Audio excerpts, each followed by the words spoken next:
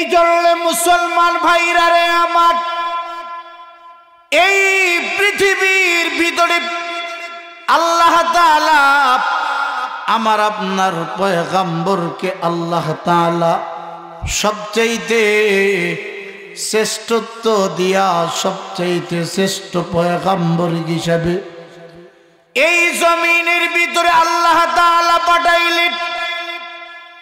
এমন এক সময়, এমন এক প্রেক্ষাপটে আল্লাহ তাআলা তার হাবিবকে এই দুনিয়াতে পাঠাইলেন, যেই সময়ে পৃথিবীর মানুষের অবস্থা ভালো ছিল না, যেই সময় পৃথিবীর মানুষেরা বিভিন্ন ধরনের পাপাচারী, বিভিন্ন ধরনের খুন খারাপির মধ্যে যখন লিপ্ত হয়ে গিয়েছিল, যেই সময়ে মানুষের চরিত্র আর হিংস্র জন্তুর চরিত্রের মধ্যে কোনো ধরনের ব্যবধান ছিল না, পার্থক্য ছিল না, ওই সময় আল্লাহ তাআলা আমার আপনার পয়গম্বরকে এই পৃথিবীর মধ্যে পাঠাইলেন।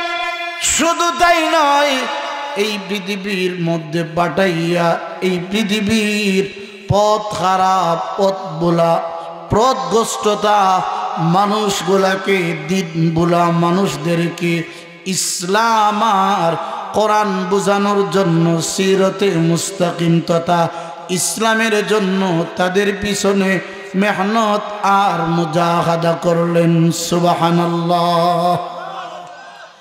এই জন্য মুসলমান ভাইরা রে আমার, আল্লাহর নবী বিশ্ব নবী সাল্লাল্লাহু আলাইহি ওয়াসাল্লাম ইসলামের প্রথম সময়ে তাদেরকে দাওয়াত দিলেন না, ইসলামের কোনো কথা বলেন নাই, কিন্তু তারপরেও আরবের ওই সমস্ত বেঈমান আর কাফেররা আমার আপনার পয়গম্বরের আখলাক আর চরিত্র দেখার পরে, যেই মানুষগুলা আমার আপনার পয়গম্বরের চরিত্র দেখার পরে ওই মানুষগুলা বুঝতে সক্ষম হয়ে গিয়েছে, ওই মানুষগুলা বলতে বাধ্য হয়েছে, আব্দুল্লাহর ছেলে মুহাম্মদ অদূর ভবিষ্যতে কোনো ভালো একটা কিছু হবে, কারণ তার আখলাক আর চরিত্রের মধ্যে আমাদের মতো চরিত্র নয়, তার আখলাক আর চরিত্র আমাদের চাইতে ভিন্ন আখলাক আর চরিত্র। সুবহানাল্লাহ। এই জন্য মুসলমান ভাইরা রে আমার, আল্লাহর নবী মুহাম্মদুর রাসূলুল্লাহ সাল্লাল্লাহু আলাইহি ওয়াসাল্লাম যখন ওই মানুষগুলাকে যখন দাওয়াত দিলেন, ইসলামের পক্ষে, কোরআনের পক্ষে যখন তাদের কাছে দাওয়াত প্রদান করলেন, এই দাওয়াত দেওয়ার কারণে, ইসলামের কথা বলার কারণে আল্লাহর নবীর যারা আপনজন ছিল, যারা অনেক কাছের ছিল, যারা আমার আপনার পয়গম্বরকে বেশি ভালোবাসত, মহব্বত করত, ওই মানুষগুলা ইসলামের পক্ষে দাওয়াত দেওয়ার কারণে আমার আপনার পয়গম্বরের বিরুদ্ধে তারা অবস্থান করল। এই জন্য মুসলমান ভাইরা রে আমার, আজকে এই সমাজের ভিতরে যদি ইসলামের পক্ষে, মুসলমানের পক্ষে, কোরআনের পক্ষে যদি আপনি কথা বলেন, আমার ভাইয়েরা, আমার বাবারা, এই কথা বলার কারণে, ইসলাম মানার কারণে, কোরআন মানার কারণে এই সমাজের ভিতরে কিছু মানুষ আছে, যেই মানুষগুলা আমাকে আপনাকে নিয়ে তারা উপহাস করবে, ঠাট্টা বিদ্রুপ করবে, আমাকে আপনাকে নিয়ে গালমন্দ করবে। সমাজে এমন মুসলমান আছে না নাই? এই জন্য আমার ভাইরা, আমার বাবারা, আল্লাহর নবী সমাজের ভিতরে ইসলাম প্রতিষ্ঠা করার জন্য, কোরআন প্রতিষ্ঠা করার জন্য আমার ভাইরা এই সমাজের মধ্যে অনেক মেহনত আর মুজাহাদা করেছেন। যেই মেহনত আর মুজাহাদার কারণে আল্লাহর নবীর আপনজন যারা ছিল, একবারেই কাছের যেই লোকগুলা ছিল, সর্বপ্রথম ওই লোকগুলাই আমার আপনার পয়গম্বরের বিরুদ্ধে অবস্থান গ্রহণ করেছিল। কথা ঠিক কিনা? শুধু তাই নয় আমার ভাইরা, আমার বাবারা, আরবের বেঈমান আর কাফেররা চিন্তা করল ভাতিজা যে মিশনে সামনের দিকে অগ্রসর হচ্ছে, হয়তো আমাদের ভাতিজাকে টাকার অর্থ সম্পদের ক্ষমতা লোভ আমাদের ভাতিজাকে একটু দেখায়া দেয়। হয়তো হতে পারে টাকার কারণে, নারীর লোভের কারণে, ক্ষমতার কারণে হয়তো আমাদের ভাতিজা আমাদের বাপ দাদার ধর্মের বিরুদ্ধে কথা বলতেছে। এই জন্য আরবের মানুষগুলা আমার আপনার পয়গম্বরের সামনে উপস্থিত হয়ে বলে, হে মুহাম্মদ সাল্লাল্লাহু আলাইহি ওয়াসাল্লাম, আপনি যদি টাকা চান, অর্থ সম্পদ চান, ক্ষমতা চান, নারী চান, যেটাই চাইবেন সেটাই আপনাকে দেওয়া হবে। তবে তার বিনিময়ে আমাদের বাপ দাদার ধর্মের বিরুদ্ধে কোনো কথা বলা যাবে না। আমার ভাইরা, আমার বাবারা, আল্লাহর নবী তাদের কি বললেন? এই ক্ষমতা দুনিয়ার প্রলোভন, দুনিয়ার টাকা পয়সার মহব্বতের কারণে আমি ইসলামের দাওয়াত দেই নাই, কোরআনের দাওয়াত দেই নাই, নবুয়তের দাওয়াত দেই নাই। আল্লাহ তাআলা আমাকে একটা মিশন দিয়া, আল্লাহ তাআলা আমাকে একটা পয়গাম দিয়া এই জমিনের মধ্যে পাঠাইছেন। এই জন্যে যতদিন এই দুনিয়াতে থাকব ততদিন পর্যন্ত ইসলাম আর মুসলমানদের জন্য, ইসলাম প্রতিষ্ঠার জন্য, কোরআন প্রতিষ্ঠার জন্য এই জমিনের মধ্যে আমাকে কাজ করতে হবে। আমার ভাইরা, যেমন কথা তেমন কাজ। আল্লাহর নবী দুনিয়া থেকে বিদায় হওয়ার আগ পর্যন্ত ইসলামের জন্য কাজ করেছিলেন। ইসলাম প্রতিষ্ঠা করার জন্য বিশ্ব নবী অনেক মেহনত আর মুজাহাদা করেছিলেন। কথা ঠিক কিনা? আমার ভাইরা, আজকে এই সমাজের ভিতরে যারা ইসলাম প্রতিষ্ঠা করার জন্য, কোরআন প্রতিষ্ঠা করার জন্য এই সমাজের ভিতরে আলেম ওলামারা যখন ইসলামের পক্ষে কথা বলবে, আমার ভাইরা, আমার বাবারা, বাতিল পনা শক্তিগুলা চেষ্টা করবে এই দেশের হক্কানি আলেম ওলামাদের জবানকে বন্ধ করার জন্য পায়তারা করবে। কথা ঠিক কিনা? এই ষড়যন্ত্র পৃথিবী শুরু লগ্ন থেকে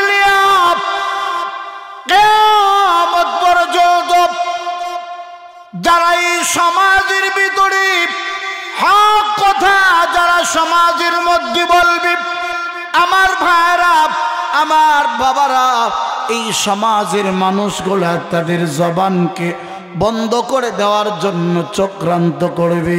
যারা ইসলামকে মাইনাস করার জন্য ষড়যন্ত্র করবে, আমার ভাইরা, ইতিহাস অনুসন্ধান করেন। ইসলামকে মাইনাস করার জন্য যে বা যারা বিভিন্নভাবে ষড়যন্ত্র করবে, ইসলামকে তারা মাইনাস করতে পারবে না, নিজেরাই কিন্তু মাইনাস হয়ে যাবে। কথা ঠিক কিনা? এই জন্য আমার ভাইরা, আমার বাবারা, আল্লাহ তাআলা তিলাওয়াতকৃত আয়াতের ভিতরে আল্লাহ তাআলা সর্বপ্রথম তার হাবিবের পরিচয় আল্লাহ তাআলা তুলে ধরলেন। তার হাবিবের নাম মুহাম্মাদুর রাসূলুল্লাহ والذين معه أشداء على الكفار আল্লাহ তাআলা সর্বপ্রথম তার হাবিবের নাম এই সূরার প্রথম অংশের ভিতরে তুলে ধরলেন। শুধু তাই নয় আমার ভাইরা, আমার বাবারা, আল্লাহ তাআলা কোরআনের বিভিন্ন আয়াতের ভিতরে কোন আয়াতের ভিতরে আমার আপনার পয়গম্বরের নাম আল্লাহ তাআলা সরাসরি ডাইরেক্ট ভাবে পয়গম্বরের নাম আল্লাহ তাআলা ঘোষণা করলেন। সুবহানাল্লাহ। শুধু তাই নয় আমার ভাইরা, আমার বাবারা, কিছু আয়াতের ভিতরে আল্লাহ তাআলা ইনডাইরেক্ট ভাবে আমার আপনার পয়গম্বরের নাম আল্লাহ তাআলা ঘোষণা করলেন। যে যাকে যে পরিমাণ ভালোবাসে, মহব্বত করে, সেই পরিমাণ মহব্বতের মানুষটাকে পাওয়ার জন্য সেই পরিমাণ মহব্বতের মানুষটাকে বিভিন্ন নামকরণ করে ডাকতে মজা পায়। কথা ঠিক নেই? আর জোরে কোন? যেমন আমরা আমাদের সন্তান যখন হয়, আমরা আমাদের সন্তানদের নাম রেখে দেই আব্দুল্লাহ, আব্দুল করিম, এই সমস্ত সুন্দর সুন্দর নামকরণ আমরা করি। কিন্তু মা বাবা, দাদা দাদি, নানা নানি, আত্মীয় স্বজন যারা বেশি মহব্বত করে, বেশি ভালোবাসে, অনেক সময় ভালোবাসার কারণে, মহব্বত বেশি হওয়ার কারণে অনেক সময় আসল নামটা ডাকনা দিয়া বিভিন্ন উপনাম হিসাবে, বিভিন্ন লকব দিয়ে, টাইটেল দেওয়া নামগুলা, উপনামগুলা ব্যবহার করে। এমন নামকরণ সমাজে আছে না নাই? আর জোরে কোন? আপনার সন্তানের নাম হলো আব্দুল্লাহ, আব্দুল করিম। আপনি মহব্বতের ঠেলায়, ভালোবাসা আর মহব্বতের ঠেলায় আমার ভাইরা আপনি কি করলেন? আদর আর সুহাগ করে আপনার সন্তানকে ডাক দিলেন, জাদুমণি রে আসো। ডাক দেই না অনেক সময়? ডাক আমার সোনার ময়না আসো, বাজান আসো। বিভিন্ন ধরনের ডাক দেই। তার কারণ কি? এই ডাক দেওয়ার কারণ হলো তার সন্তানকে সে বেশি মহব্বত করে, তার নাতিকে বেশি মহব্বত করে।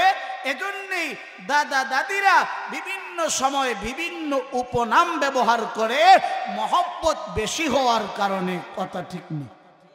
আর যেরকম ঠিক তেমনি ভাবে আল্লাহ তাআলা তার হাবিবকে এভাবেই বিভিন্ন সময়ে বিভিন্ন উপনাম ব্যবহার। আইয়ুহাল মুযাম্মিল কুমিল লাইলা ইল্লা কালিলা। আল্লাহর নবী, বিশ্ব নবী মুহাম্মদুর রাসূলুল্লাহ সাল্লাল্লাহু আলাইহি ওয়াসাল্লামের নাম হলো মুহাম্মদ। কিন্তু আল্লাহ তাআলা তার হাবিবকে বেশি ভালোবাসেন, বেশি মহব্বত করেন। এই জন্যে ডাক দিলেন, হে কম্বলওয়ালা পয়গম্বর। আমার ভাইরা, আমার বাবারা, ঠিক তেমনি ভাবে আল্লাহ তাআলা আমার তিলাওয়াতকৃত আয়াতের ভিতরে আল্লাহ তাআলা ডাইরেক্ট ভাবে তার বন্ধুর নাম মুহাম্মদ বলে পৃথিবীর সমস্ত মানুষদের কাছে এই নামটা প্রকাশ করলেন। মুহাম্মাদুর রাসূলুল্লাহ, মুহাম্মদ সাল্লাল্লাহু আলাইহি ওয়াসাল্লাম হলেন আল্লাহ তাআলার পক্ষ থেকে প্রেরিত একজন পয়গম্বর। সুবহানাল্লাহ। এরপরে আমার ভাইরা, আল্লাহ তাআলা এই আয়াতের দ্বিতীয় অংশ থেকে সাহাবীদের কোয়ালিটি, সাহাবীদের বৈশিষ্ট্য আল্লাহ তাআলা তুলে ধরলেন। আমার ভাইরা, আমার বাবারা, সাহাবীদের গুণ কেমন ছিল, সাহাবীদের বৈশিষ্ট্য কেমন ছিল, সাহাবীদের আখলাক কেমন ছিল, আল্লাহ তাআলা এই আয়াতের দ্বিতীয় অংশ থেকে সাহাবীদের কোয়ালিটি এবং বৈশিষ্ট্য আল্লাহ তাআলা তুলে ধরলেন। সুবহানাল্লাহ। রসুলকে যেভাবে ভালোবাসতে হবে ঠিক তেমনি ভাবে রসুলের সাহাবীদেরকেও ভালোবাসতে হবে, মহব্বত করতে হবে। কথা ঠিক নেই? আমরা রসুলকে ভালোবাসলাম, মহব্বত করলাম, কিন্তু সাহাবীদের দোষ অনুসন্ধান করলাম, সাহাবীদেরকে নিয়ে বিভিন্ন ধরনের সমালোচনা করলাম। আমার ভাইরা, এর দ্বারা কোনো ফায়দা হবে না। রসুলকে যদি কেউ মহব্বত করে, ভালোবাসে, তাহলে তার সহচর যারা, তার সাথী সঙ্গী যারা, যাদেরকে সাহাবী বলা হয়, ওই সমস্ত সাহাবীদেরকেও ভালোবাসতে হবে, মহব্বত করতে হবে। সুবহানাল্লাহ। এই জন্য মুসলমান ভাইরা রে আমার, আল্লাহর নবী বিশ্বনবী মুহাম্মদুর রাসূলুল্লাহ সাল্লাল্লাহু আলাইহি ওয়াসাল্লাম বলেন, ও আমার মায়ার উম্মতেরা শোনো, তোমরা যদি আমার সাহাবীদেরকে যদি ভালোবাসো, আমার সাহাবীদেরকে যদি তোমরা মহব্বত করো, তাহলে এই মহব্বত আর ভালোবাসা শুধু সাহাবীদের জন্য হবে না, এই মহব্বত আর ভালোবাসা হবে আমি রসুলের জন্য। সুবহানাল্লাহ। আর কেউ যদি আমি রসুলকে মহব্বত করে ভালোবাসে, এই ভালোবাসার প্রমাণ হবে সে আল্লাহ তাআলাকে ভালোবাসলো। আল্লাহ তাআলাকে যে ব্যক্তি ভালোবাসবে, ওই ব্যক্তি দুনিয়া আখিরাত তথা ইহকাল এবং পরকালের জীবনে আল্লাহ তাআলা আল্লাহর ওই বান্দাকে মাগফিরাতের ফয়সালা আল্লাহ তাআলা দান করবেন। সুবহানাল্লাহ। আল্লাহর নবী বললেন, হে আমার মায়ার উম্মতেরা, তোমরা যদি আমার কোন একজন সাহাবীর যদি দোষ যদি অনুসন্ধান করো, তাহলে মনে করবা তোমরা আমি পয়গম্বরের দোষ তোমরা অনুসরণ করলা। আর আমি পয়গম্বরের দোষ যদি কেউ অনুসন্ধান করে, তাহলে মনে করবা আল্লাহর দোষ সে বর্ণনা করলো। আর এই দুনিয়াতে আল্লাহ এবং তার রসুলের বিরুদ্ধে যদি কেউ সমালোচনা করে, আমার ভাইরা, ওই লোকটা দুনিয়া আখিরাত ইহকাল তথা পরকালের জীবনটা তার ধ্বংস হয়ে যাবে। কথা ঠিক কিনা? এই জন্য মুসলমান ভাইরা রে আমার, তাহলে সাহাবীদের সম্পর্কে আল্লাহ তাআলা ঘোষণা করলেন, রাদিয়াল্লাহু আনহুম ওয়া রাদু আন। আল্লাহ তাআলা সাহাবীদের সম্পর্কে ঘোষণা করলেন যে আল্লাহ তাআলা তার সাহাবী, পয়গম্বরের সাহাবী এবং সহচর যারা, তাদের প্রতি আল্লাহ এবং তার রাসূল সন্তুষ্ট হয়ে গেছেন। শুধু তাই নয় আমার ভাইরা, আমার বাবারা, তাদের প্রতি আল্লাহ এবং তার রাসূল সন্তুষ্ট হয়ে গেছেন।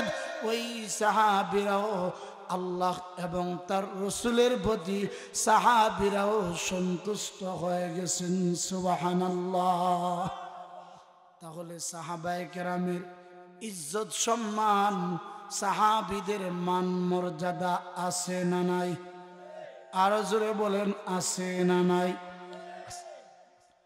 এই জন্যই পৃথিবীর সমস্ত মানুষগুলা মিলে, পৃথিবীর সমস্ত ওলি আবদার গুলা মিলে, পৃথিবীর সমস্ত আল্লাহ ওয়ালা গুলা মিলার পরেও আমার ভাইরা, আমার বাবারা, আদনা থেকে আদনা একজন সাহাবীর একদিনের আমলের সমান হতে পারবে না। সুবহানাল্লাহ। আল্লাহর নবী বলেন, হে আমার মায়ের উম্মতেরা, শুনো রে শুনো, তাম পৃথিবীর মানুষের আমল যদি এক পাল্লায় রাখা হয়, আর আমি পয়গম্বরের একজন আদনা থেকে আদনা একজন সাহাবী যুদ্ধের ময়দানে চলে গিয়েছে। আর ওই যুদ্ধের ময়দানে গিয়ে ঘোড়া দৌড়াইতে গিয়া ঘোড়ার বালুকণা পায়ের মধ্যে যে সমস্ত বালুকণা লেগেছে, আমার ভাইরা আমার বাবারা, এই পৃথিবীর সমস্ত মানুষের আমল যদি এক পাল্লায় রাখা হয়, আর পয়গম্বরের আদনা থেকে আদনা একজন সাহাবী যুদ্ধের ময়দানে যাওয়ার পরে গোলার পায়ের নিচে সামান্য পরিমাণ বালুকণা যেই পরিমাণ লেগেছে, পৃথিবীর সমস্ত মানুষের আমল কিন্তু এই পরিমাণ হবে না। একজন সাহাবীর এই পরিমাণ অল্প সময়ে গোলা দৌড়ানোর কারণে তার এই গোলার পায়ের মধ্যে যেই বালুকণা লেগেছে, ওই বালুকণার মূল্য মহান আল্লাহ তাআলার কাছে অনেক বেশি হয়ে যাবে। সুবহানাল্লাহ। এই জন্য আমার ভাইরা আমার বাবারা, তাহলে ওই সাহাবীদের মূল্য, ওই সাহাবীদের মর্যাদা কেমন হতে পারে? এই জন্য আল্লাহ তাআলা তিলাওয়াতকৃত আয়াতের দ্বিতীয় অংশের ভিতরে আল্লাহ তাআলা ঘোষণা করেন, ওয়াল্লাযীনা মাআহু আশিদ্দাউ আলাল কুফফার। সাহাবীদের এক নাম্বার বৈশিষ্ট্য হলো ওয়াল্লাযীনা মাআহু আশিদ্দাউ আলাল কুফফার। সাহাবীদের এক নাম্বার বৈশিষ্ট্য হলো, আমার ভাইরা আমার বাবারা, সাহাবীদের বৈশিষ্ট্য হলো সাহাবীরা বেঈমান আর কাফেরদের বেলায় বড় কঠোর ছিলেন, বড় মজবুত ছিলেন। সুবহানাল্লাহ। বেঈমান কাফেরদের বেলায় সাহাবায়ে কেরাম বড় কঠোর ছিলেন, শক্ত অবস্থানে ছিলেন। আমার ভাইরা, কোন বাতিলের সামনে, কোন বেঈমান আর কাফেরের সামনে কোন একজন সাহাবী ঈমান থাকার পরে যতক্ষণ পর্যন্ত দেহের ভিতরে আমার ভাইরা রূহ ছিল, ততক্ষণ পর্যন্ত কোন সাহাবী কোন বেঈমান কাফেরের সামনে মাথা নত করেন নাই। সুবহানাল্লাহ। এই হলো সাহাবায়ে কেরাম। আজকে আমাদের অবস্থা হলো, সামান্য থেকে সামান্য একটু কিছু হয়ে গেলে আমার ভাইয়েরা আমরা অনেক সময় ইসলাম থেকে দূরে সরে দাঁড়াই। আমার ভাইয়েরা, আমরা ফতোয়া দিয়ে দেই যে এই মুহূর্তে জান বাঁচানি ফরজ। কি ফতোয়া দেই? জান বাঁচানি ফরজ। আমার ভাইয়েরা, আল্লাহু আকবার। সাহাবাই কেরামদেরকে রাসূল যখন যুদ্ধের জন্য এই ঘোষণা করলেন, ও আমার সাহাবীরা, তাহলে এই মুহূর্তে যুদ্ধের জন্য তোমরা প্রস্তুত হয়ে যাও। যার কাছে যেই পরিমাণ অস্ত্র আছে, যার হাতে যেই পরিমাণ মাল সামানা আছে, আমার ভাইয়েরা, আল্লাহর নবী যখন তাদেরকে এই ঘোষণা করলেন, এই অবস্থায় সাহাবায়ে কেরামদের অবস্থা এমন ছিল, আমার ভাইয়েরা, যুদ্ধের ময়দানে যাওয়ার জন্য সাহাবায়ে কেরামরা প্রতিযোগিতা করতেন যে কার আগে কে যুদ্ধের ময়দানে গিয়ে শহীদ হতে পারে। সুবহানাল্লাহ। যদি ইসলামের পক্ষে কোন বাতিল ফেরকার মোকাবেলায়, ইসলাম বিদ্বেষী নাস্তিক আর মুরতাদদের বিরুদ্ধে যদি কোনো আন্দোলন শুরু হয়, আমার ভাইয়েরা, তখন আমরা অনেক মুসলমানেরা আমরা বলি যে এই মুহূর্তে আমাদের যাওয়ার দরকার নাই, এই দায়িত্বগুলা হুজুররারে দিয়ে দিছি, এখন এই কাজগুলা হুজুরদের যা আছে তাই হুজুররা করবে, আমরা যারা সাধারণ পাবলিক আছি আমরা এই সমস্ত বেজালে, এই সমস্ত ঝামেলায় আমরা জড়িত হতে চাই না। এমন কথা মুসলমানের সন্তান বলে কি বলে না? আরো জোরে বলেন। আমার ভাইরা, বলুন তো দেখি, ইসলামের এই ঠিকাদারিটা, ইসলামের এই কাজটা কি শুধু ওলামায়ে কেরামে, না সবার উপর ইসলামকে রক্ষা করা, কোরআনকে রক্ষা করা, ঈমানকে রক্ষা করা, এটা সবার উপর দায়িত্ব না শুধু আলেম ওলামাদের উপর? আরো জোরে বলেন সবার উপর, সবার উপর। কিন্তু আজকে আমাদের অবস্থা হলো এই, আমরা মনে করি কিছু দায়িত্ব আমরা হুজুররারে দিয়ে দিছি, এই দায়িত্ব হুজুররাই আমাদের পক্ষ থেকে আদায় করবে। আমার ভাইরা, সব দায়িত্ব আদায় করলে হবে না। ইমাম সাহেব মানছেন, হুজুরকে ইমাম সাহেব মানছেন, এই দায়িত্বটা ইমাম সাহেব আদায় করতে পারে। তথাপি কোন নাস্তিক আর বেঈমান বাতিল বলা শক্তির সামনে যখন ইসলামের পক্ষে কথা বলার প্রয়োজন হবে আমার ভাইরা, তখন আলেম ওলামাদের সাথে আপনাদেরও সাপোর্টের প্রয়োজন আছে না নাই? আরো জোরে বলেন আছে না নাই? আমার ভাইরা, আপনারাও যখন আলেম ওলামাদের সাথে যখন সাপোর্ট দিবেন, হাত মিলে নারায়ে তাকবীরের এই আওয়াজ উচ্চারণ করবেন, আমার ভাইরা, এই দেশে নাস্তিক আর মুরতাদগুলা, ইসলামের দুশমনগুলা, কোরআনের দুশমনগুলা ইসলাম আর মুসলমানের বিরুদ্ধে কথা বলার সাহস পাবে না। মুসলমান আওয়াজ দিয়ে বলুন কথা ঠিক কিনা? আরে জোরে বলে। এই জন্য মুসলমান ভাইরা রে আমার, আল্লাহর নবী বিশ্ব নবী মুহাম্মদ সাল্লাল্লাহু আলাইহি ওয়াসাল্লাম যেই সময়ে এই ঘোষণা করলেন মক্কা থেকে মদিনায় হিজরত করবেন, এই ঘোষণা যখন করলেন, মদিনার প্রত্যেকটা মানুষ এই সংবাদ পেয়ে গেল, যেই কোনো মুহূর্তে, যেই কোনো দিন, যেই কোনো সময়ে আল্লাহর নবী আমাদের কাছে আশ্রয় গ্রহণ করবেন। এই ধরনের মদিনার মানুষগুলা ইতিহাসের কিতাবের ভিতরে আসছে, ওই ঘোষণা শোনার পরে মদিনার মানুষগুলা দ্বীপ প্রহরে এসে প্রত্যেকটা মানুষ, বৃদ্ধ বলেন, যুবক যুবতীরা, ছোট্ট ছোট্ট শিশু বাচ্চাগুলা পর্যন্ত মদিনার উপকূলে এসে উপস্থিত হয়ে যেত।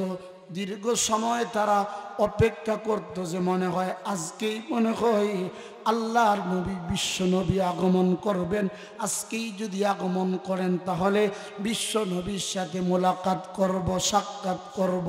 সুবহানাল্লাহ।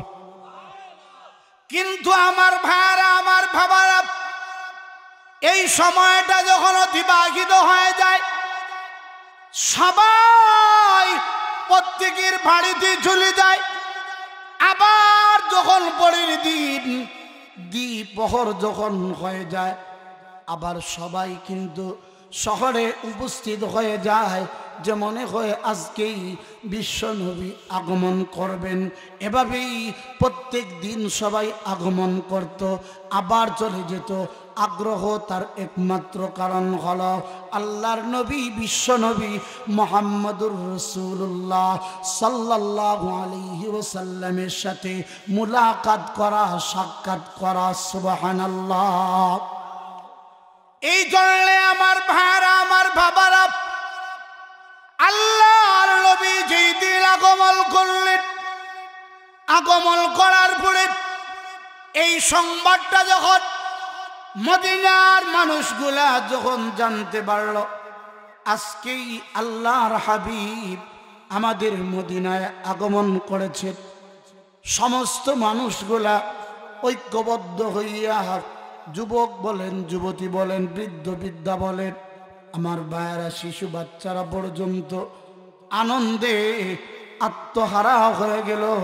সবাই আল্লাহর হাবিবের সাথে মুলাকাত করলো এবং দেখা করলো। কিন্তু আল্লাহর নবী বিশ্ব নবী মুহাম্মদুর রাসূলুল্লাহ সাল্লাল্লাহু আলাইহি ওয়াসাল্লামের একজন প্রাণপ্রিয় সাহাবী ছিল, যেই সাহাবীর নাম হলো তালহা ইবনে বারা রাদিয়াল্লাহু তাআলা আনহু। ওই তালহা ইবনে বারা আল্লাহর নবীর সাথে মুলাকাত করলো, আল্লাহর নবীর সাথে সাক্ষাৎ করলো। সাক্ষাৎ করে কিছু সময় বিশ্ব নবীর গায়ের সাথে গেছে গেছে কিছু সময় হাঁটতেছে। হঠাৎ কইরা তালহা ইবনে বারা রাদিয়াল্লাহু তাআলা আনহু আল্লাহর নবীর পবিত্র হাত মুবারকের মধ্যে ধরে হাতের মধ্যে চুমা দিয়ে দিল। আল্লাহর নবীর হাতে যখন এই সাহাবী যখন চুমা দিয়ে দিল, আমার ভাইরা, বিশ্ব নবী তার চেহারার দিকে তাকিয়ে আছেন যে এই ছোট্ট একটা বালক, ছোট্ট একজন সাহাবী এত সুন্দর সাহস করে আমার হাতের মধ্যে চুমা দিয়ে দিল। নবীজি তার চেহারার দিকে তাকায়, ওই সাহাবী পয়গম্বরের চেহারার দিকে তাকাইয়া মুস্কি মুস্কি হাসে। সুবহানাল্লাহ। ওই সাহাবী আল্লাহর নবীকে বলে, ইয়া রাসূলুল্লাহ, ইয়া হাবিবাল্লাহ, ওগো আল্লাহর পয়গম্বর, আমি আপনাকে বড় মহব্বত করি, আপনাকে বড় ভালোবাসি। ইয়া রাসূলুল্লাহ, ইয়া হাবিবাল্লাহ, আপনি আমাকে যা বলবেন তাই কিন্তু আমি মানতে বাধ্য। আমাকে কোনো কিছু আপনি বলেন, আপনি যা বলবেন তাই কিন্তু আমি করতে প্রস্তুত রয়েছি। আল্লাহর নবী ওই সাহাবীকে বললেন, রে তালহা, তাহলে তোমাকে আমি পয়গম্বর বললাম, তুমি তোমার পিতাকে গিয়ে হত্যা করো। আল্লাহর নবী যখন বললেন, তালহা সাথে সাথে রওনা হয়ে গেলেন পিতাকে হত্যা করার জন্য। আল্লাহর নবী বুঝতে পারলেন তালহাকে যেই কথা বলেছি, তালহা আমার কথা মানার জন্য তার পিতাকে হত্যা করে চলে আসবে। এই জন্যে পয়গম্বর তালহাকে থামালেন, বললেন, তালহা দাঁড়াও, আমাকে আল্লাহ তাআলা এই জমিনের মধ্যে বাতিত্বের বন্ধন নষ্ট করার জন্য পাঠান নাই। আমার আল্লাহ আমাকে বাতিত্বের বন্ধন রক্ষা করার জন্য এই জমিনের মধ্যে প্রেরণ করেছেন। সুবহানাল্লাহ। আল্লাহর নবী বললেন, রে তালহা, আমি পরীক্ষা করলাম তুমি আসলেই আমাকে মহব্বত করো। কি পরিমাণ তোমার ভালোবাসা, কি পরিমাণ মহব্বত আমার প্রতি তোমার মহব্বত আর ভালোবাসা একবারেই খাঁটি মহব্বত আর ভালোবাসা ছিল। এই ভালোবাসার ভিতরে, এই মহব্বতের ভিতরে কোনো ধরনের রিয়া, কোনো ধরনের ঝামেলা নাই। সুবহানাল্লাহ। এই সাহাবী তালহা ইবনে বারাব কিছুদিন পরে অসুস্থ হয়ে গেলেন। আল্লাহর নবী এই তালহাকে দেখার জন্য কয়েকজন সাহাবীকে নিয়ে তার বাড়িতে উপস্থিত হওয়ার পরে আল্লাহর পয়গম্বর তাকায়া দেখেন যে তালহা এমন অসুস্থ হয়ে গেছে, হয়তো কিছুদিনের ভিতরে তালহা দুনিয়া থেকে বিদায় হয়ে যাবে। এই জন্য আল্লাহর নবী তালহা এবং তার ফ্যামিলির লোকদেরকে সম্বোধন করে বললেন, আমার তালহা যখন দুনিয়া থেকে বিদায় হয়ে যাবে, বিদায় হওয়ার পরে আমার তালহার এই জানাজা, আমার তালহার মৃত্যুর এই সংবাদটা আমাকে পৌঁছাইয়া দিবা। আমি পয়গম্বর আমার সেই তালহার জানাজার নামাজের ইমামতি আমি করব। সুবহানাল্লাহ। আমার ভাইরা, শুধু তাই নয়, আল্লাহর নবী বললেন, আমার তালহা মৃত্যু হওয়ার পরে বেশি সময় তালহার এই লাশটাকে তোমরা রাখবা না, যতটুকু সম্ভব হয় দ্রুতই আমার তালহাকে তোমরা দাফন কাফনের ব্যবস্থা করবা, এবং কি আর এই সংবাদটা, আমার তালহার মৃত্যুর সংবাদটা তোমরা আমার কাছে পৌঁছাইয়া দিবা। আল্লাহর নবী চলে গেলেন। ওইদিকে এর কিছুদিন পরে তালহা রাদিয়াল্লাহু তাআলা আনহু এমন ভীষণভাবে অসুস্থ হয়ে গেলেন। আমার ভাইরা, তালহা বুঝতে পারলেন অল্প কিছু সময়ের ভিতরে আমি দুনিয়া থেকে বিদায় হয়ে যাব। বিদায় হওয়ার আগ মুহূর্তে নবীজির সেই প্রাণ প্রিয় সাহাবী তালহা ইবনে বারা ফ্যামিলির লোকদেরকে বললেন, অল্প সময়ের ভিতরে আমি দুনিয়া থেকে বিদায় হয়ে যাব, তবে আমার এই মৃত্যুর সংবাদটা তোমরা পয়গম্বরের কাছে দিবা না। একদিকে রাসূল বললেন যে আমার তালহার সংবাদটা আমার কাছে দিবা, আর সাহাবী বলতেছে যে আমি যখন মৃত্যুবরণ করব আমার এই মৃত্যুর সংবাদটা তোমরা পয়গম্বরকে শোনায়া দিবা না। তাহলে কথা দুই ধরনের হলো না? দুই ধরনের। এই জন্য আমার ভাইরা, তালহার ফ্যামিলির লোকেরা তালহাকে বলল, হে তালহা, পয়গম্বর নিজেই আপনার জানাজার নামাজের ইমামতি করবেন, আর আপনি বলতেছেন পয়গম্বরকে আপনার মৃত্যুর সংবাদ দিব না। তার কারণ কি হতে পারে?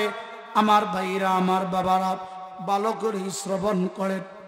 আল্লাহর নবীর সাহাবী তালহা ইবনে বারা ফ্যামিলির লোকদের কি বললেন, শোনো রে শোনো, আল্লাহর নবী যেখান থেকে আমার বাড়িতে আসবেন, আল্লাহর নবীর হুজরা মোবারক থেকে আমার বাড়ি পর্যন্ত মধ্যখানে কিছু ইহুদিদের বস্তি আছে।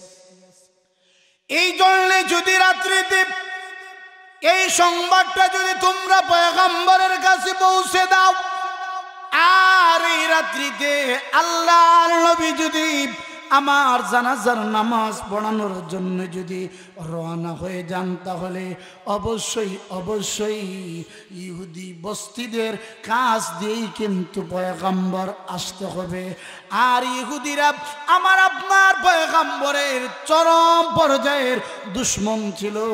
এই জন্যে নবীর সাহাবী বললেন, হয়তো হতে পারে এই রাত্রিতে পয়গম্বরকে একা পেয়ে ওই সমস্ত ইহুদিরা আমার পয়গম্বরকে কষ্ট দিবে, পয়গম্বরের সাথে দুর্ব্যবহার করতে পারে।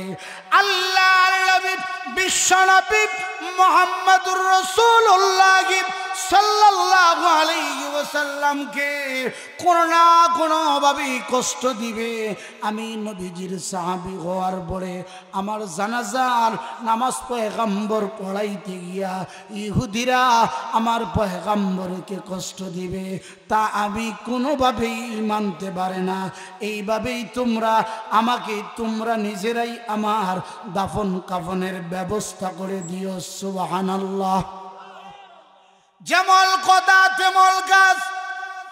রাত্রি দিন নবীজির প্রাণ প্রিয় সাহাবী দুনিয়া থেকে যখন বিদায় হয়ে গেলেন, আমার ভাইরা, আমার বাবারা যখন বিদায় হয়ে গেলেন, আত্মীয় স্বজনরা রাত্রিতেই তার দাফন কাফন সম্পূর্ণ করল। সকালবেলা যখন হয়ে গেল, কয়েকজন সাহাবী আল্লাহর নবীর খেদমতে গিয়া বলল, ইয়া রাসূলুল্লাহ, ইয়া হাবিবাল্লাহ, ওগো আল্লাহর পয়গম্বর, আপনার সেই প্রাণ প্রিয় সাহাবী তালহা ইবনে বারা গত রাত্রিতেই দুনিয়া থেকে বিদায় হয়ে গেছে। ওগো নবীজি, আমরা বলেছিলাম এই সংবাদটা আপনাকে দিয়ে দিব, কিন্তু আপনার তালহা এই সংবাদটা দিতে দেয় নাই। তার কারণ হলো আপনি যখন বাহির হয়ে যাবেন, ইহুদিদের বস্তির পাশ দিয়ে অতিক্রম করবেন, হতে পারে এই কারণেই হয়তো এই ইহুদিরা আপনাকে প্রহার করতে পারে, আপনাকে কষ্ট করতে পারে, আপনাকে অত্যাচার করতে পারে। এই জন্যে আপনার সাহাবী নিষেধ করেছেন আমরাই যেন তার দাফন কাফন সম্পূর্ণ করি। আমার ভাইরা, আমার বাবারা, আল্লাহর নবী যখন এই কথাটা শুনলেন, শোনার পরে চোখ দিয়ে পানি ফেলে দিয়া ওই সাহাবীর জন্য কান্নাকাটি করলেন। সুবহানাল্লাহ। আমার ভাইরা, শুধু তাই নয়, আল্লাহর নবী সাহাবীদেরকে বললেন, সাহাবীরা আমার, চলো আমার সেই সাহাবী তালহা ইবনে বারার কবর জিয়ারত করতে যাব। আমার তালহা আমাকে এত ভালোবাসে, এত মহব্বত করে, তা কোনো সময় কল্পনাও করতে পারি নাই। মৃত্যুর আগ মুহূর্ত পর্যন্ত আমি পয়গম্বরকে ইহুদিরা কষ্ট দিবে এই কথা সে মেনে নিতে পারল না। আল্লাহর নবী সাহাবীদেরকে নিয়ে তালহা কবরের সামনে দাঁড়াইয়া গেলেন। আল্লাহর নবী চোখ দিয়ে পানি ফেলে দিয়া তালহার জন্য আল্লাহ তাআলার দরবারে দুই হাত উঠাইয়া আল্লাহর দরবারে কান্নাকাটি করলেন। আল্লাহর দরবারে বললেন, ওগো আল্লাহ, আমার তালহা আমাকে যেই পরিমাণ মহব্বত করেছে, ভালোবাসছে, এই পরবর্তীকারে আলম আমি আমার তালহার প্রতি সন্তুষ্ট হয়ে গেলাম, আর আপনিও আমার তালহার প্রতি সন্তুষ্ট হইয়া যান। আমার ভাইরা, আমার বাবারা, আল্লাহর নবী তালহার জন্য দোয়া করলেন। আল্লাহর দরবারে বললেন, ওগো আল্লাহ, আমার তালহার প্রতি আমি সন্তুষ্ট হইয়া, যেভাবে আমার তালহার প্রতি সন্তুষ্ট হইয়া আমি রাজি খুশি হইয়া আমার তালহাকে স্মরণ করে মুস্কি হাসি দিলাম।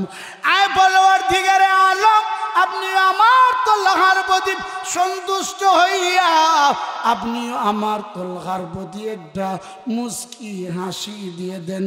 সুবহানাল্লাহ।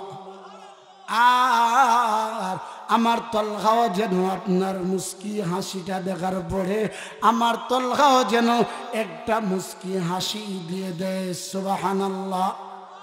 আমার ভাইরা, আমার বাবারা, এই হলো সাহাবীদের প্রেম, এই হলো সাহাবীদের আদর্শ, এই হলো সাহাবীদের মাপকাঠি। আমার ভাইরা, আমার বাবারা, যেইভাবেই পয়গম্বর তাদের জন্য যেমনভাবে দোয়া করেছেন আমার আল্লাহ সেইভাবে এই দোয়াগুলাকে কবুল মঞ্জুর করে নিয়েছেন। সুবহানাল্লাহ। এই জন্য আল্লাহ তাআলা বলেন, والذين معهم أشداء على الكفار। সাহাবীদের এক নাম্বার বৈশিষ্ট্য হলো নবীর সাহাবীরা বেঈমান কাফেরদের বেলায় বড় কঠোর, বড় মজবুত ছিল। আজকে মুসলমানেরা, আজকে মুসলমান ভাই ভাই থাকার কথা। আজকে এই সমাজের ভিতরে মুসলমানের ভিতরে দ্বন্দ্ব আছে না নাই? আর জোরে বলেন, দ্বন্দ্ব আছে না নাই? কিলাকিলি আছে না নাই? আমার ভাইরা, প্রতিহিংসা আছে না নাই? আজকে মুসলমানদের সম্পর্ক থাকার কথা ছিল, একজন মুসলমান অপর মুসলমানকে মহব্বত করবে, ভালোবাসবে। আমার ভাইরা, মুসলমানে ভাই ভাই হিসাবে বসবাস করার কথা, মুসলমানে সুন্দরভাবে চলার কথা। এটা পৃথিবীর যেই কোনো প্রান্তের মুসলমান হয় না কেন, পৃথিবীর যেই কোনো প্রান্তে, যেই কোনো দেশে একজন মুসলমানকে কেউ কষ্ট দেওয়া, একজন মুসলমানকে নির্যাতন করা, আমার ভাইরা, গোটা পৃথিবীর মুসলমানদের গায়ে আক্রমণ করার সমান কথা, ঠিক কিনা? আজকে আমার গায়ে, আমার এই হাত পা অঙ্গ প্রত্যঙ্গ গুলা, আমার ভাইরা, হাঁটতেছি তো এমতো অবস্থায় পায়ে আঘাত পাইছি, পায়ে আঘাত পাইছি। এজন্যে ওমা বইলা ডাক দেই। কেউ তো আমাকে মুখে আঘাত করে নাই, পায়ে আঘাত করছে, হাতে আঘাত প্রাপ্ত হয়েছি, শরীরে আঘাত প্রাপ্ত হয়েছি। কিন্তু এই কথাটা প্রকাশ করি জবানের মাধ্যমে। শরীরের যে কোনো একটা অঙ্গতে যদি আঘাত প্রাপ্ত হয় তাহলে গোটা শরীরের ভিতরে তার একটা প্রভাব বিস্তার হয় কি হয় না? আর জোরে কোন? ঠিক তেমনি ভাবে গোটা পৃথিবীর যে কোনো প্রান্তে, যে কোনো অবস্থায় আমার ভাইরা, আমার বাবারা যদি কোনো একজন মুসলমানের উপর যদি নির্যাতন করে, জুলুম অত্যাচার করে, কোনো বেঈমান আর কাফের, আমার ভাইয়েরা আমার বাবারা, তাহলে গোটা পৃথিবীর মুসলমানেরা কিন্তু এভাবে মুখ বন্ধ করে থাকতে পারে না।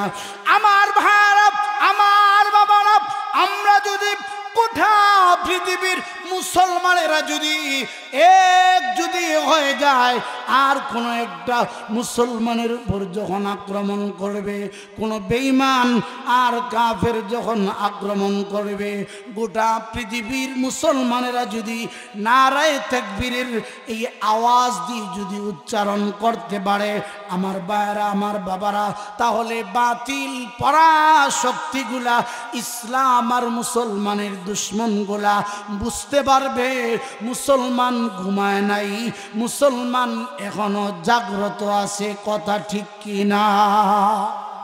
আমার ভাইরা সাহাবায়ে কেরাম সংখ্যায় মাত্র স্বল্প ছিলেন।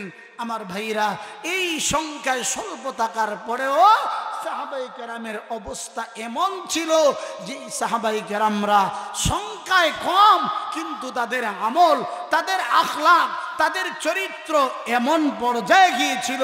আমার ভাইরা হাজার হাজার বাতিল, হাজার হাজার বেঈমান আর কাফের ছিল যুদ্ধের ময়দানে, অল্প সংখ্যক মুসলমান ছিল, কিন্তু তাদের ঈমান আর আমল এমন পাওয়ারফুল ছিল। আমার ভাইরা তাদের ঈমান আর আমলের কারণে আমার ভাইরা আল্লাহ তাআলা হাজার হাজার বেঈমান কাফেরদের মোকাবেলায় অল্প সংখ্যক মুসলমানদেরকে আমার আল্লাহ বিজয়ের মালা দান করেছিলেন। মুসলমান আওয়াজ দিয়ে বলুন কথা ঠিক কিনা? আর জোরে বলেন কথা ঠিক কিনা? আমার ভাইয়েরা আজকে এই যুব সমাজগুলা, আজকে এই সমাজের ভিতরে এমন এক সময় ছিল যুবকেরা যাত্রা গানের আয়োজন করত, বিভিন্ন ধরনের পালা গানের আয়োজন করত। আমার ভাইয়েরা আজকে এই সমাজের ভিতরে যুবকরা আজকে ইসলামের পক্ষে, কোরআনের পক্ষে, মাহফিলগুলার পক্ষে আজকে এই যুব সমাজগুলা এগিয়ে চলছে। কথা ঠিক কিনা? আর জোরে বলে আমার ভাইরা, এটাই প্রমাণ করে আজ হোক কাল হোক এদেশে ইসলাম প্রতিষ্ঠা হবে। মুসলমান কথা ঠিক কিনা? আরো জোরে বলেন, এদেশে ইসলামের পতাকা উদ্দিন হবে। আমার ভাইরা এক সময় ইসলাম আর মুসলমানদের বিজয় হবে, তবে ধৈর্য ধারণ করতে হবে।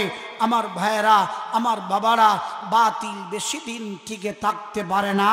আমার ভাইরা একদিন না একদিন বাতিল নেস্তে নাবুদ হবে, আর আল্লাহ তাআলা হকের বিজয়ে আমার আল্লাহ দান করবেন।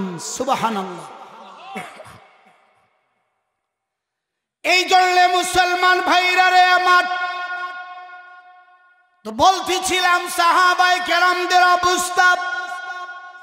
আজকে যদি গোটা পৃথিবীর মুসলিম শাসকগুলা যদি আজকে এক হয়ে যেত, আমার ভাইয়েরা আমার বাবারা এক হয়ে যদি তারা ঐক্যবদ্ধ হয়ে যদি সামনের দিকে অগ্রসর হতো, তাহলে গোটা বিশ্বব্যাপী ইহুদি আর নাসারাগুলা মুসলমানদেরকে জুলুম আর অত্যাচার নিপীড়ন করতে পারত না। কথা ঠিক কিনা? শুধু তাই না আমার ভাইরা, আল্লাহ তাআলা মুসলমান দেশগুলার ভিতরে এমন কিছু খনিজ পদার্থ, এমন কিছু সম্পদ আল্লাহ তাআলা দান করেছেন, যেই সম্পদগুলা আল্লাহ তাআলা কোনো ইহুদি নাসারাদের কাছে সেই সম্পদগুলা আল্লাহ তাআলা দান করেন নাই। যেমন স্বর্ণ বলেন, রূপা বলেন, তেল বলেন, গ্যাস বলেন, আল্লাহ তাআলা মুসলমানদের দেশের ভিতরে ওই সমস্ত খনিজ সম্পদগুলা আল্লাহ তাআলা দান করেছেন। কিন্তু এই সম্পদগুলা মুসলমান বক্ষণ করার কথা, কিন্তু মুসলমানের সম্পদগুলা মুসলমান বক্ষণ না করে, উপভোগ না করে বেঈমান আর কাফেররা মুসলমানের সম্পদগুলা লুটপাট করতেছে। কথা ঠিক কিনা? এই জন্যে আমার ভাইরা, আমার বাবারা, চিন্তার কোনো বিষয় নাই। আল্লাহ তাআলা এমন এক সময় আসবে, এই পৃথিবীর মুসলমানদেরকে আমার আল্লাহ বিজয় দান করবেন। আমার ভাইরা, আমার বাবারা, আল্লাহর নবী যখন ইসলামের দাওয়াত দিলেন, এই সময়ে যুবকদের অবস্থা এমন সুন্দর ছিল, যুবকদের আখলাক আর চরিত্র এত সুন্দর ছিল, যেই যুবকেরা ইসলামের পক্ষে, কোরআনের পক্ষে যুবকদের ভূমিকা ভালো ছিল। আজও বর্তমান সময়ে আমার ভাইরা, আমার বাবারা, এই সমাজের ভিতরে কিছু যুবক আছে, যেই যুবকগুলা চাইলে গান বাজনার আয়োজন করতে পারে, তাই না করে আমার ভাইরা ওই যুবকগুলা কোরআনের খেদমত, আমার ভাইরা ওয়াজ মাহফিলে সময় দেয়। এই জন্যে আমার ভাইরা, আমার বাবারা, হতে পারে এই যুবকগুলা ইসলামের পক্ষে থাকার কারণে আল্লাহ তাআলা যদি তাদেরকে কবুল করে নেয়, তাহলে হতে পারে কাল কিয়ামতের কঠিন মুসিবতের সময় আল্লাহ তাআলা যুবকদেরকে কবুল করে আরশে আজিমের নিচে আল্লাহ তাআলা স্থান দিতে পারেন। সুবহানাল্লাহ। এই জন্য আমার ভাইরা, যৌবনকালের ইবাদতটা আল্লাহ তাআলার কাছে বড় পছন্দনীয় ইবাদত। কারণ হলো যৌবনকালে চাইলে ভালো কাজ করতে পারে, চাইলে মন্দ কাজগুলা করতে পারে, তার সেই ক্ষমতা রয়েছে। যৌবনকালে চাইলে তাহাজ্জুদের নামাজ পড়তে পারে, আওয়াবিন পড়তে পারে, ইশরাক পড়তে পারে, চাইলে ওই যুবকটা গুনার দিকে ধাবিত হতে পারে, বিভিন্ন ধরনের ঝামেলায় যুক্ত হতে পারে। আমার ভাইরা, আমার বাবারা, ওই সময় যারা আল্লাহ তাআলার ইবাদত বন্দেগীতে যারা সময়টা অতিবাহিত করবে, কাল কিয়ামতের কঠিন মুসিবতের সময়ে আমার আল্লাহ ওই সমস্ত যুবকদেরকে অনেক দামি পুরস্কার আল্লাহ তাআলা দান করবেন। সুবহানাল্লাহ। এই জন্য মুসলমান ভাইরা রে আমার, যে যুবক যৌবনকালে চাইলে 4 রাকাত, চাইলে 8 রাকাত, চাইলে 10 রাকাত, 12 রাকাত নামাজ আদায় করতে পারে, আমার ভাইরা, আমার বাবারা, বলুন তো দেখি, বৃদ্ধ বয়সে যখন 50 বৎসর যখন হয়ে যায়, 60 বৎসর যখন হয়ে যায়, তখন বিভিন্ন ধরনের রোগে আক্রান্ত হই। চাইলে কোরআন তিলাওয়াত করা যায় না, চাইলে তাহাজ্জুদের নামাজ পড়া যায় না, চাইলে জিকির আজকার করা যায় না। আমার ভাইরা, চাইলে মসজিদে গিয়ে নামাজ আদায় করা যায় না। কারণ হলো যখন বার্ধক্যতা যখন পৌঁছে যায়, ওই সময় কঠিন থেকে কঠিন বিভিন্ন ধরনের রোগ আমাদের উপর আসে। এই জন্যে রোগ ব্যাধিগুলার কারণে আমার ভাইরা, আমার বাবারা, চাইলেও নেক কাজ করতে পারি না। কথা ঠিক নেই? আরো জোরে কোন।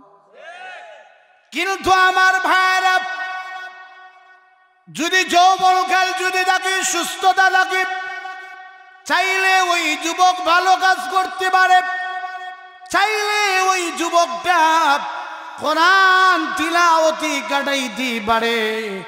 আমার ভাইরা, আওয়াবিন পড়তে পারে, ইশরাক পড়তে পারে, আমার ভাইরা বিভিন্ন ধরনের নামাজগুলো আদায় করতে পারে।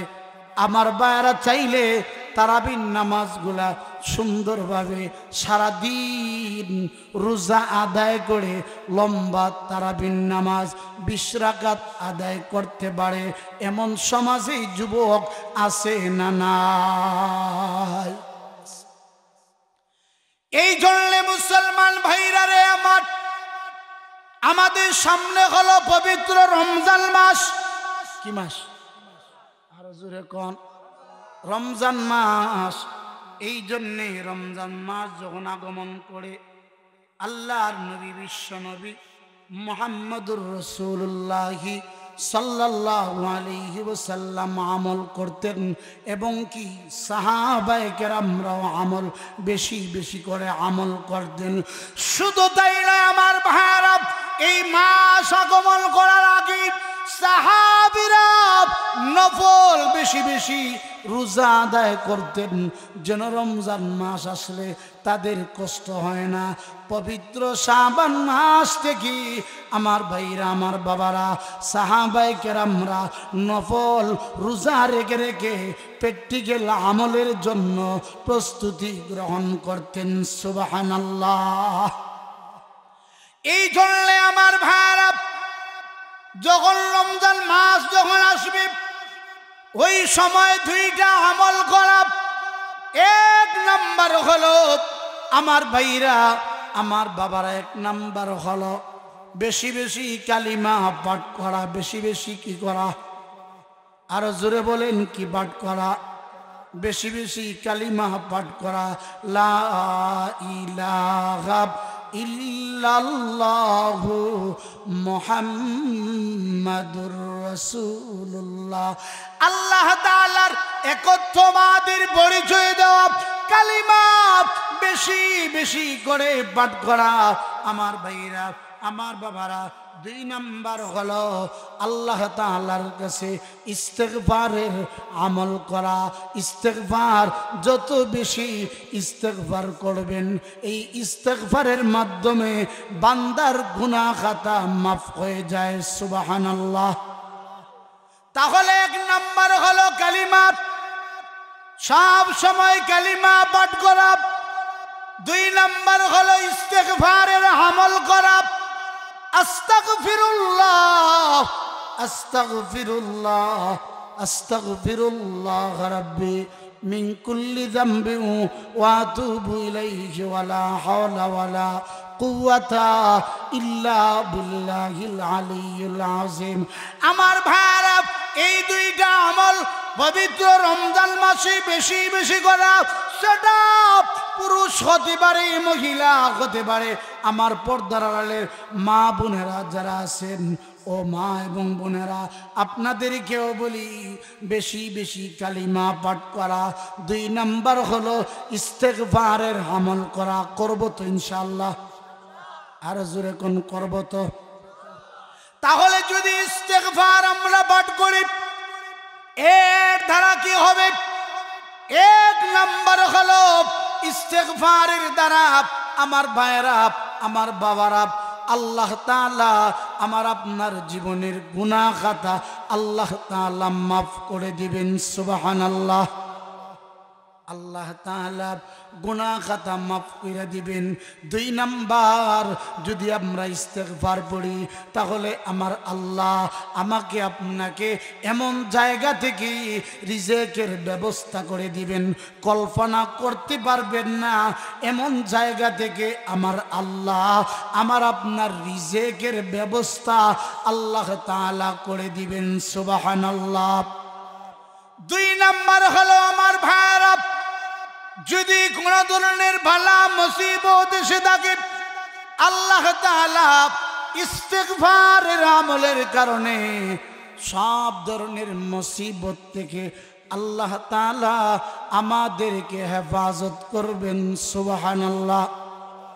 চার নাম্বার হলো আমার ভাইরা, কেউ যদি সন্তান আদি যদি না পায়, সন্তান হয় না, আমার যুবক ভাইরা আমার পর্দারের মা বোনেরা, এই সমস্যায় অনেকেই আমরা ভুক্তভোগী।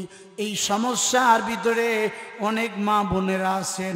এই জন্যে চার নাম্বার হলো আপনি যদি ইস্তেগফারের আমল যদি সব সময় করতে পারেন, হর হামেশা সব সময় যদি ইস্তেগফারের আমল করেন আর আল্লাহ তাআলার দরবারে যদি দোয়া করেন, হতে পারে এই ইস্তেগফারের আমলের কারণে আল্লাহ তাআলা আপনাকে সন্তানাদি দান করবেন।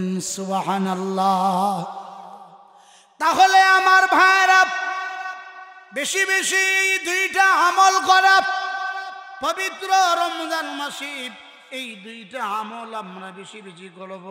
আমার ভাইরা, আমার বাবারা, আরো দুইটা আমল আমরা করব। দুইটা বস্তু থেকে আল্লাহ তাআলার কাছে ফানা চাইব, মাফ চাইব। এক নাম্বার হলো আমার ভাইরা, আল্লাহ তাআলার কাছে দুইটা চাইব। এক নাম্বার হলো আল্লাহ তাআলার কাছে যখন চাইব তখন জান্নাতুল ফেরদাউস চাইব, বড় জান্নাত আল্লাহ তাআলার কাছে চাইব। আল্লাহ তাআলার কাছে বলবো, ওগো মালিক, আমাদেরকে আপনি জান্নাতুল ফেরদাউসের মালিক বানায় দেন। সুবহানাল্লাহ। আমার ভাইরা, আমার বাবারা, দুই নাম্বার হলো আরেকটা বিষয় চাইব, আল্লাহ তাআলার কাছে জাহান্নাম থেকে মুক্তি চাইব। আল্লাহর কাছে যখন আল্লাহর কোন বান্দা জাহান্নাম থেকে মুক্তি চাইবে, আমার ভাইরা, আমার বাবারা, সারাদিন উপবাস থেকে আল্লাহর ওই বান্দা যখন ইফতার করতে বসবে, চাইলে ওই মুহূর্তে 5 মিনিট আগে, 10 মিনিট পূর্বে আল্লাহর বান্দা চাইলে খাইতে পারে, পানাহার করতে পারে। ভালো খাবার গড়ের ভিতরে আসে না, কিন্তু তারপরেও খায় না। তার কারণ কি? আরো জোরে কোন, আরো জোরে বলেন। আল্লাহর ভয়, আল্লাহর মহব্বত, আল্লাহর মহব্বত ওই বান্দার ভিতরে আছে। আল্লাহর ওই বান্দা কত সুন্দর আইটেম নিয়ে আসরের মাগরিবের আগ মুহূর্ত বৈশার ফল ফ্রুট আল্লাহর বান্দার সামনে আছে, কিন্তু অপেক্ষায় থাকি মসজিদের মাইকে মুয়াজ্জিন সাহেব ঘোষণা করবে, মসজিদের মাইকে আজান হবে, নির্ধারিত সময়ে আমি পানাহার করব, খাবার দাবার করব। আমার ভাইয়েরা, আমার বাবারা, আল্লাহর ওই বান্দা এই সময় যে ইফতারকে সামনে নিয়ে অপেক্ষায় অপেক্ষমান থাকে, আমার ভাইয়েরা, ওই সময়টা বড় দামি সময়। ওই সময়ে আল্লাহ তাআলা অসংখ্য অগণিত কোটি কোটি ইমানদারদেরকে আমার আল্লাহ মাফির ঘোষণা দিয়ে দেন। সুবহানাল্লাহ। এই জন্য পর্দার আড়ালের মা বোনদেরকে বলতেছি, এ আমার মা বোনেরা শুনেন, ওই সময় আপনারা ইফতার পাকানোর ব্যস্ততায় থাকেন, ঝামেলায় থাকেন, ব্যস্ততায় থাকেন। ও মা, ওই সময় পাকাইতে থাকেন আর আমল করতে থাকেন, পাক করতে থাকেন আর ইস্তেগফারের আমল করেন, দুরূদ শরীফ পড়েন, জিকির আজকার করেন আর কাজকর্ম করতে থাকেন। এই কাজও চলবে, অপর দিকে আমলও চলবে। সুবহানাল্লাহ। শুধু তাই নয় আমার মা বোনেরা, স্বামীর সেবা করতে গিয়া ফ্যামিলির লোকগুলাকে ইফতার পাকাইতে গিয়া অনেক ব্যস্ত থাকে, এই জন্যে নফল ইবাদত করতে পারেন না। আপনি মনে রাখবেন গো মা, এ মা, ভালো করেই শুনে রাখেন, এই ব্যস্ততার কারণে, পাকানোর ব্যস্ততার কারণে যদিও নফল ইবাদত বন্দেগি করতে পারেন না, কিন্তু আপনি যে ইফতার করতে গিয়া কষ্ট করলেন, এই সময়টা ব্যয় করলেন, এই জন্যে আমার আল্লাহ আপনাকে ইফতার পাকানোর কারণে, ইফতারগুলাকে গুছানোর কারণে, আপনি নফল ইবাদত না করার পরেও এই সহযোগিতা করার কারণে আমার আল্লাহ তাআলা আপনার নামা আমলের ভিতরে সেই পরিমাণ নফল সওয়াব আল্লাহ তাআলা দান করবেন সুবহানাল্লাহ। এই জন্যই যুবক ভাইরা, আমার পর্দার মা বোনেরা, আমার বৃদ্ধ বাবারা, তাহলে এক নম্বর হলো আল্লাহ তাআলার কাছে জান্নাতুল ফিরদাউস চাওয়া। দুই নম্বর হলো জাহান্নাম থেকে মুক্তি চাওয়া। আমার ভাইরা, চাওয়ার কোনো শেষ নাই। চাইতে পারেন, বলতে পারেন, যেই কোনো একটা মুহূর্ত, যেই কোনো একটা সময় হয়তো হতে পারে এই চাওয়াটা আল্লাহ তাআলার দরবারে কবুল হয়ে যাবে। আমার ভাইরা, আমার বাবারা, কত মুসল্লিরা এই সময় ইফতার করার জন্য মসজিদে বসে থাকে। এখানে কত আল্লাহওয়ালা মানুষগুলা থাকে। আমার ভাইরা, আমার বাবারা, বলা যায় না কোন সময় কার আমিনটা আমার আল্লাহর দরবারে পছন্দ হয়ে যায়, কবুল হয়ে যায়। আর তার এই আমিন বলাটা আল্লাহ তাআলা যদি পছন্দ করে নেয়, কবুল মঞ্জুর করে নেয়, তাহলে একজনের উসিলায় আমার আল্লাহ সবাইকে মাফির ঘোষণা দিয়ে দিবেন সুবহানাল্লাহ। তাহলে আমার ভাইরা, রমজান মাস যখন আগমন করে আমরা যারা রোজা আদায় করি, অনেক সময় আমাদের মিজাজ কিটকিটে হয়ে যায়, মিজাজটা খারাপ হয়ে যায়, মিজাজটা আমার ভাইরা অনেক কর্কশ হয়ে যায়, কথাবার্তা বলা যায় না। আমার ভাইরা, আমার বাবারা, এই জন্যে মিজাজটাকে শান্ত করতে হবে।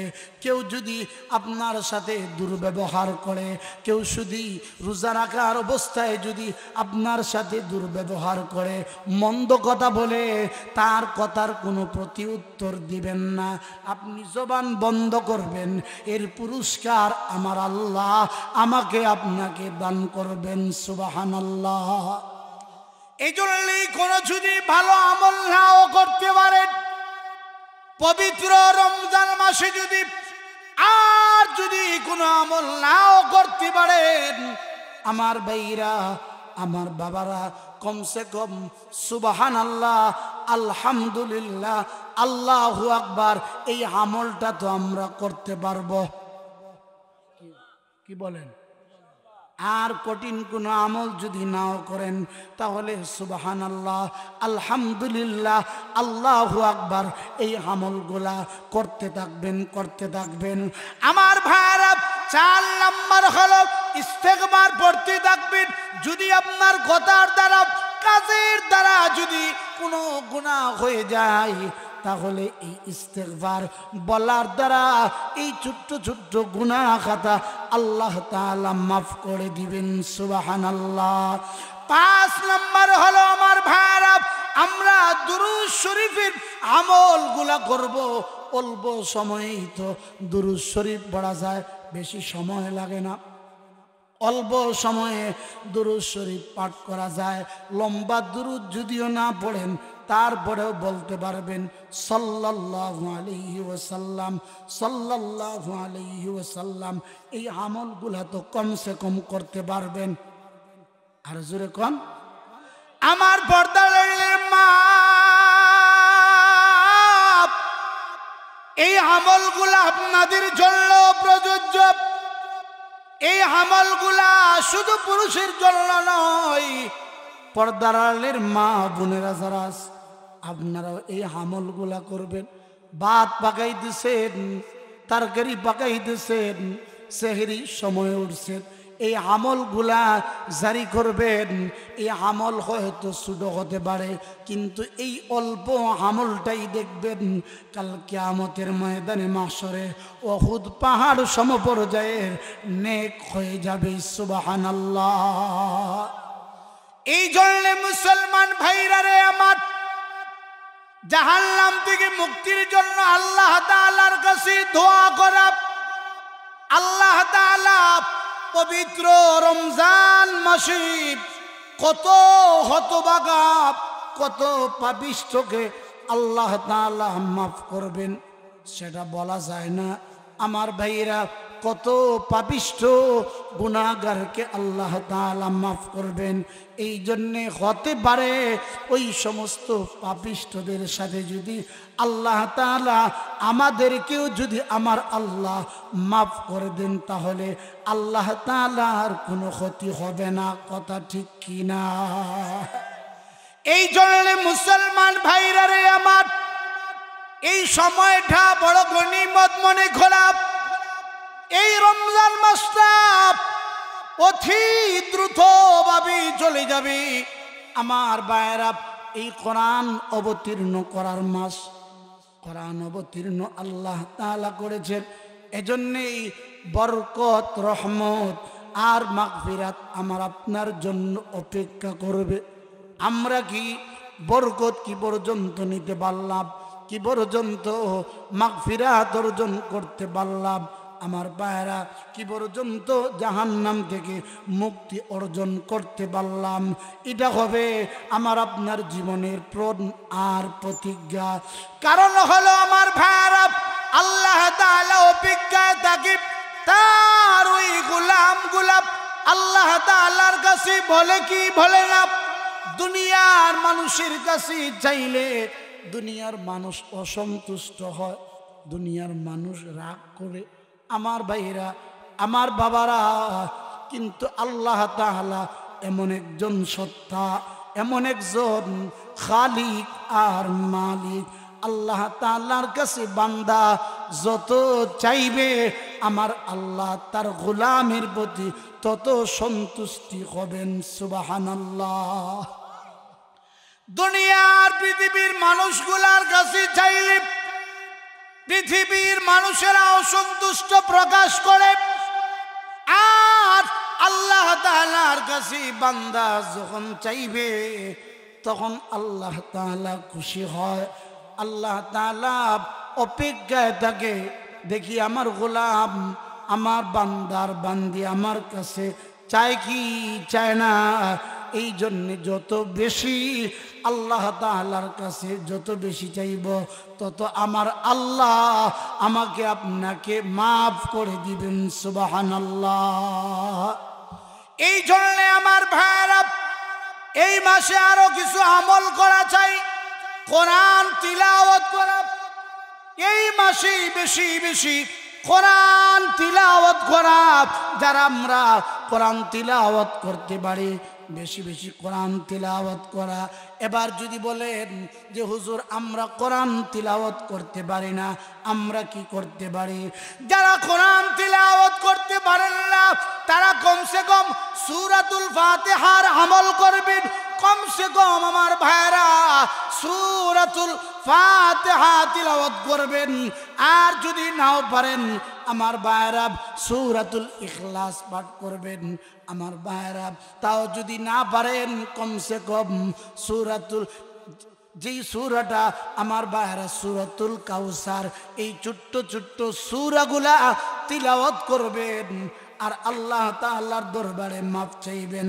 আল্লাহ তাআলার দরবারে যদি মাফ চান, চাওয়ার মতো যদি চাইতে পারেন, অবশ্যই অবশ্যই আমার আল্লাহ আমার আপনার জীবনের সমস্ত গুনাহ খাতা আল্লাহ তাআলা মাফ করে দিবেন। সুবহানাল্লাহ।